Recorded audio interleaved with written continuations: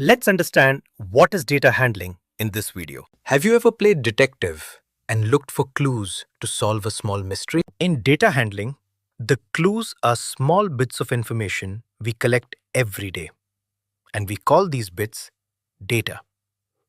For example, you can collect data by counting how many red apples are in a basket, asking which ice cream flavor your friends like best, or checking how many crayons of each color you own.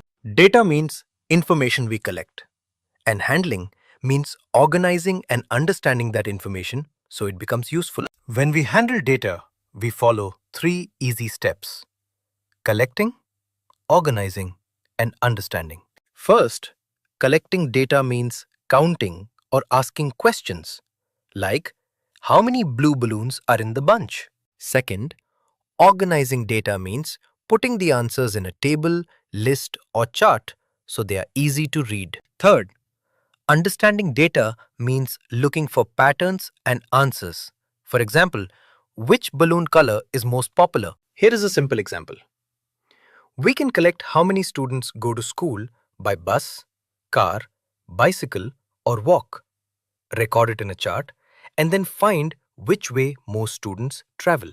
Try this quick activity. Ask 3 classmates their favorite fruit and write down their answers.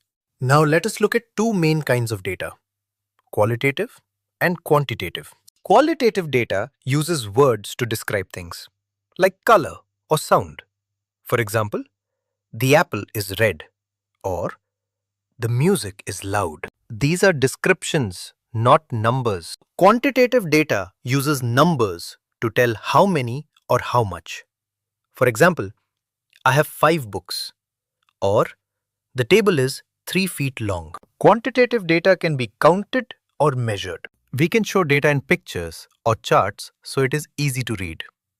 The common types are pictographs, bar graphs, and pie charts. A pictograph uses small pictures or symbols and a key that tells us what one picture means. For example, one apple picture could mean 10 apples. To make a pictograph, decide the key and then draw the correct number of pictures for each group. A toy shop pictograph shows many toys with small pictures so we can see which toy is most or least at a glance. Here is another pictograph example. The apples collected from Monday to Friday use one apple symbol for 10 apples, and Thursday has 3 apple symbols. So 3 times 10 equals 30 apples.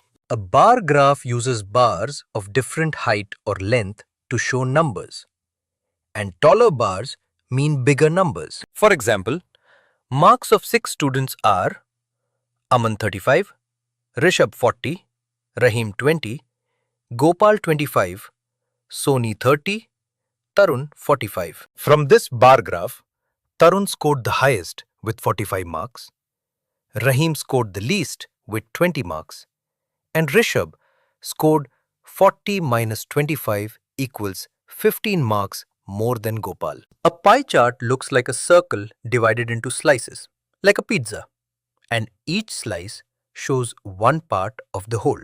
A pie chart example shows a student's 24 hours, sleep 8 hours, school 6 hours, homework 4 hours, playtime 3 hours, other activities 3 hours. So school time is 6 hours. So what do we learn from this? Data handling helps us collect, organize, and understand information so we can find answers and make good choices. Let us quickly remember the main points. Collect data, organize it, and then understand it using pictographs, bar graphs, or pie charts. Data handling is useful for counting chocolates, marking attendance, or seeing weather patterns. And it makes information simple and fun. Keep asking questions and making simple charts, and you will get better at finding answers from data. Well done for listening. And if you want to learn more, gently explore more lessons on EduRev to keep practicing and having fun with data.